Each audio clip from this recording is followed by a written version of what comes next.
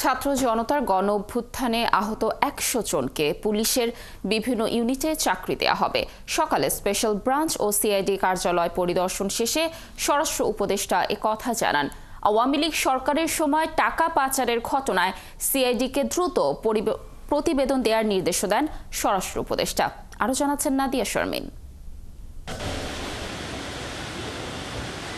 সকালে পুলিশের বিশেষ শাখা এসবির প্রধান কার্যালয় পরিদর্শন করেন স্বরাষ্ট্র উপদেষ্টা। এরপর যান সিআইডির প্রধান কার্যালয়ে। পরে গণমাধ্যমকে তিনি জানান, বৈষম্য বিরোধী আন্দোলনে আহতদের পুলিশের বিভিন্ন ইউনিটে চাকরি দেওয়ার পরিকল্পনা নিয়েছে অন্তর্বর্তী সরকার। একনল হ্যান্ড ওয়াশ 100% প্যারাবেন ফ্রি, তাই নিরাপদ হাতের জন্য আস্থা রাখুন একনলে। পুলিশ ডিপার্টমেন্ট থেকে আমরা অলরেডি একটা প্রপোজাল পাঠিয়েছি যে যারা আহত হয়েছে তাদের আমরা কিছু যেন আমরা পুলিশে অ্যাবজর্ব করতে পারি। আপাতত আমরা 100 দিয়ে শুরু করতেছি, পরে হয়তো এই সংখ্যাটা আস্তে আস্তে বাড়াবো। তিনি বলেন, বিগত সরকারের সবচেয়ে বড় সমস্যা ছিল টাকা পাচার। এই সংক্রান্ত প্রতিবেদনগুলো দ্রুততম সময়ের মধ্যে দিতে সিআইডিকে নির্দেশ দেন তিনি।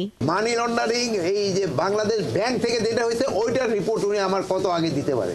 মানি লন্ডারিং তো আমাকে সবচেয়ে বেশি হয়েছে, এটা নিয়ে আমি বলছি তারা যত তাড়াতাড়ি রিপোর্টটা দিতে পারে।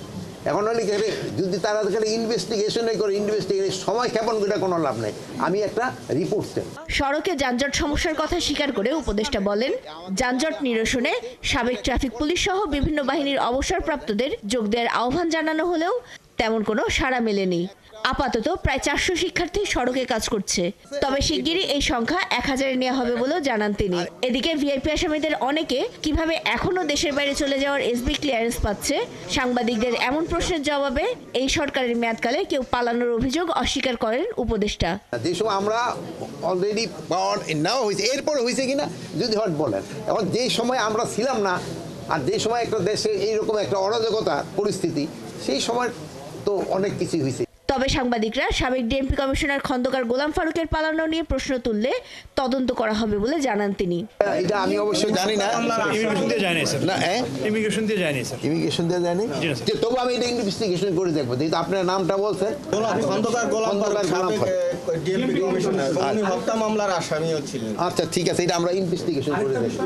আরেক প্রশ্নের জবাবে র্যাব বিলুপ্তি নিয়ে সংস্কার কমিশনের সুপারিশ এখনো হাতে পাননি বলে জানান স্বরাষ্ট্র উপদেষ্টা। আমার কাছে এখন বলতে আসেনি, আসলে হয়তো বলতে পারবো।